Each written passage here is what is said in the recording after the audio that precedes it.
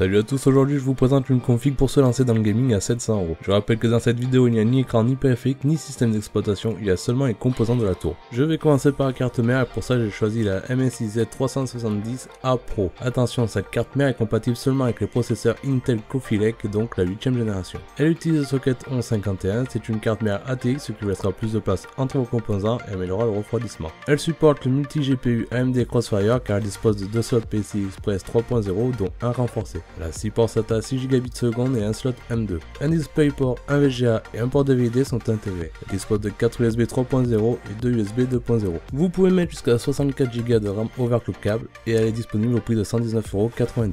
Pour aller avec cette carte mère, j'ai choisi l'Intel Core i3 8100 qui est un processeur de la 8ème génération. Les processeurs de la 8ème génération ne sont pas compatibles avec les versions antérieures à Windows 10. Il utilise le socket 1151 et c'est un quad-core, c'est-à-dire qu'il dispose de 4 cœurs. Ce processeur est compatible avec de la RAM DDR4 en 2400 MHz maximum. Il est compatible avec la 4K et les vidéos en 360 grâce à son chipset graphique Intel UHD Graphics 630. Il a une fréquence de 3,6 GHz, il consomme peu en énergie et ce processeur est disponible au prix de 124,90 €. Pour le ventilage, j'ai choisi le Pure Rock Slim de chez Be Quiet. Il offre d'excellentes performances et il est silencieux. Il est très bien fourni car les supports d'AMD et Intel sont présents dans la boîte et peut se monter sur la plupart des sockets. Un ventilateur de 92 mm est fourni avec le radiateur et il est disponible au prix de 23,90 €. Pour la mémoire RAM, j'ai choisi de prendre deux barrettes de 4 Go UPX-3 pour un total de 8 Go. Il faut toujours préférer le dual ou le quad channel qui permettra de traiter plus de données en même temps. Ici, ça sera du dual channel. C'est des barrettes de DDR4 en 2666 MHz. Elles disposent de dissipateurs thermiques. Elles sont garanties à vie et UPX dispose d'un support technique gratuit. Si vous voulez ajouter de la RAM en plus, je vous conseille de prendre exactement les mêmes que vous avez choisi, même marque, même fréquence pour une compatibilité maximale. Elles sont disponibles au prix de 109,90 €. Pour la carte graphique, j'ai choisi de partir sur la MSI GeForce GTX 1050 Gaming X 2 Go. Elle dispose d'un DisplayPort, un HDMI et un DVD.